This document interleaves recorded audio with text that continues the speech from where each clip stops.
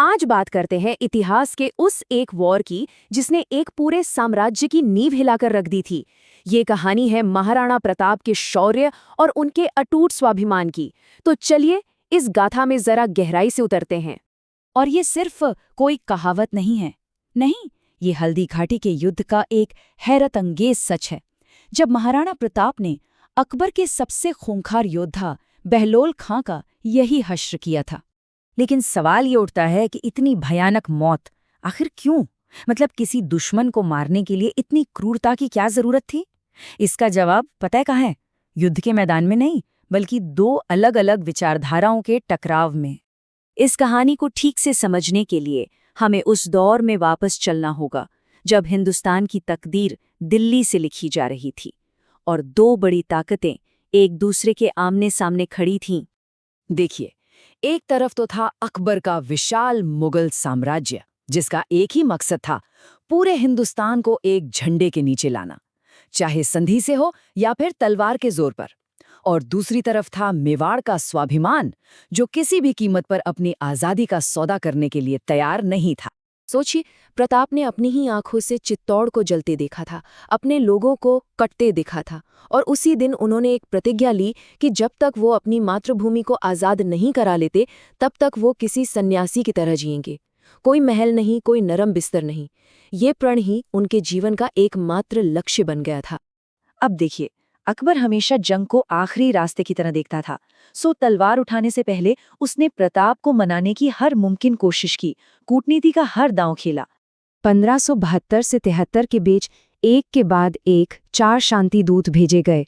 हर किसी को यही लगा कि वो प्रताप को मुगल सल्तनत के आगे झुकने के लिए मना लेंगे, पर हर बार उन्हें खाली हाथ ही लौटना पड़ा।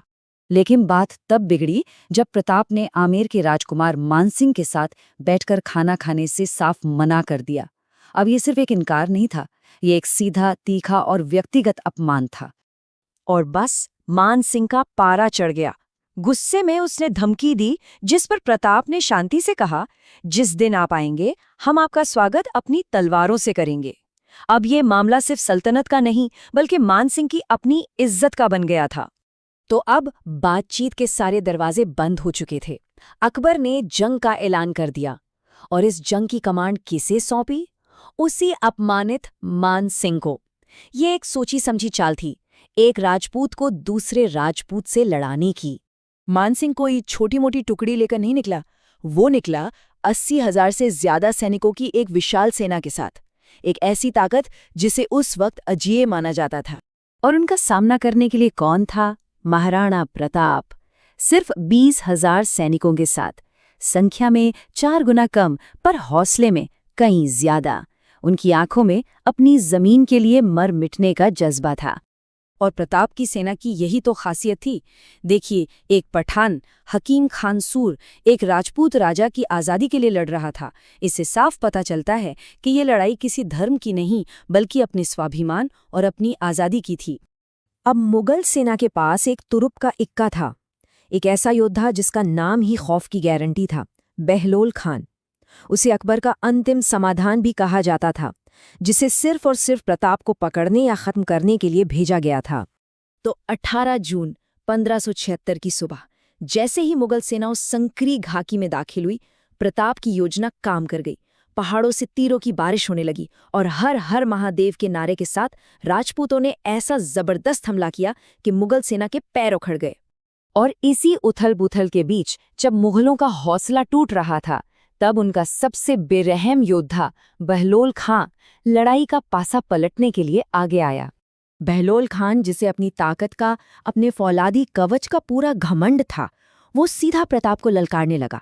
उस पल पूरे युद्ध के मैदान की नजरें बस इन 2 योद्धाओं पर आकर टिक गईं। और फिर वो हुआ जिसकी कल्पना शायद किसी ने नहीं की थी। बस एक पल, बिजली की तरह एक चमक हुई।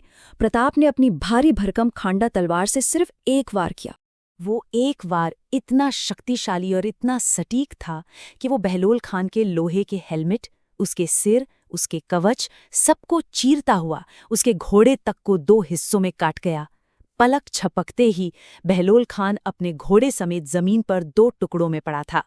तो अब लौटते हैं हमारे पहले सवाल पर कि इतनी क्रूर मौत क्यों? क्योंकि ये सिर्फ एक हत्या नहीं थी, ये था मनोवैज्ञानिक युद्ध का एक नायाब उदाहरण। प्रताप का वो एक वार असल में एक पैगाम था। इस एक वार ने 3 साफ संदेश दिए। पहला, अकबर को कि मेवाड़ का स्वाभिमान तुम्हारी ताकत से नहीं झुकने वाला। दूसरा, मुगल सेना को कि उनका सामना किसी आम इंसान से नहीं हो रहा है। और तीसरा, उस घमंड को कि ताकत से सब कुछ नहीं जीता जा सकता। तो कागज पर शायद ये लड़ाई बराबर की रही। अकबर प्रताप को पकड़ने के अपने मकसद में नाकाम रहा, लेकिन असल में नैतिक और मनोवैज्ञानिक तौर पर ये महाराणा प्रताप की एक बहुत बड़ी जीत थी।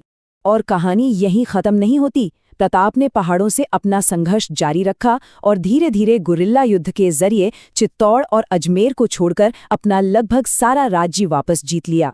तो महाराणा प्रताप की कहानी हमें एक सवाल के साथ छोड़ जाती है कि जब कोई अपने उसूलों, अपनी आज़ादी और अपने सम्मान के लिए लड़ता है, तो क्या उसकी ताकत की कोई सीमा हो सकती है?